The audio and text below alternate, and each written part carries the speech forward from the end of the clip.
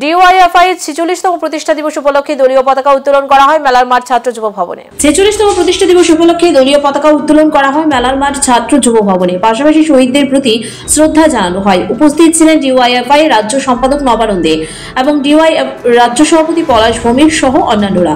আজকের এই প্রতিষ্ঠা দিবস সম্পর্কে বলতে গিয়ে ডিওয়াইএফআই এর রাজ্য সভাপতি পলাশ ভৌমিক জানান, 1980 সালের 1 থেকে 3 নভেম্বর পাঞ্জাবের লুধিয়ানা শহরে প্রথম বার্ষিক সম্মেলনের মাধ্যমে ডিওয়াইএফআই এর প্রতিষ্ঠা হয়েছিল। তিনি বলেন, ডিওয়াইএফআই প্রতিষ্ঠা লগ্ন থেকে সাম্রাজ্যবাদ, ধর্মান্তকরণ এবং অশিক্ষার বিরুদ্ধে লড়াই সংগ্রাম চালিয়ে আসছে।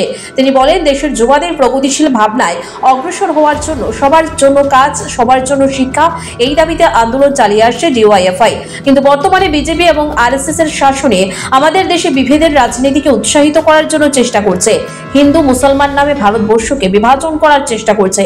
এই সকল কিছুর বিরুদ্ধে ডিওয়াইএফআই আগামী দিনে নতুন পরিসরে লড়াই সংগ্রাম চালিয়ে যাবে।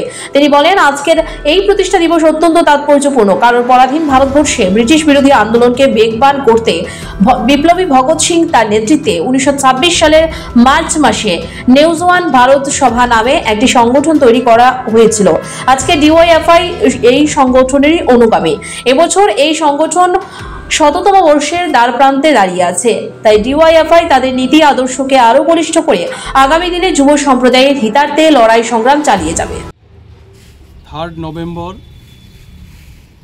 ভারতবর্ষের সর্ববৃহৎ, প্রগতিশীল এবং ধর্মনিরপেক্ষ একটি যুব সংগঠন ভারতের গণতান্ত্রিক যুব ফেডারেশনের 46তম প্রতিষ্ঠা দিবস।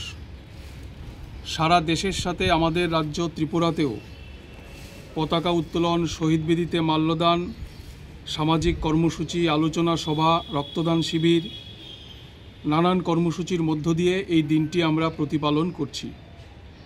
এবারের প্রতিষ্ঠা দিবস আমাদের কাছে বিশেষভাবে তাৎপর্যপূর্ণ এই কারণে, পরাধীন ভারতবর্ষে ব্রিটিশ সাম্রাজ্যবাদের বিরুদ্ধে লড়াইকে বেগবান করতে বিপ্লবী ভগৎ সিং তার নেতৃত্বে 1926 সালের মার্চ মাসে সংগঠিতভাবে নওজোয়ান ভারত সভা নামে একটি সংগঠন তৈরি করা হয়েছিল।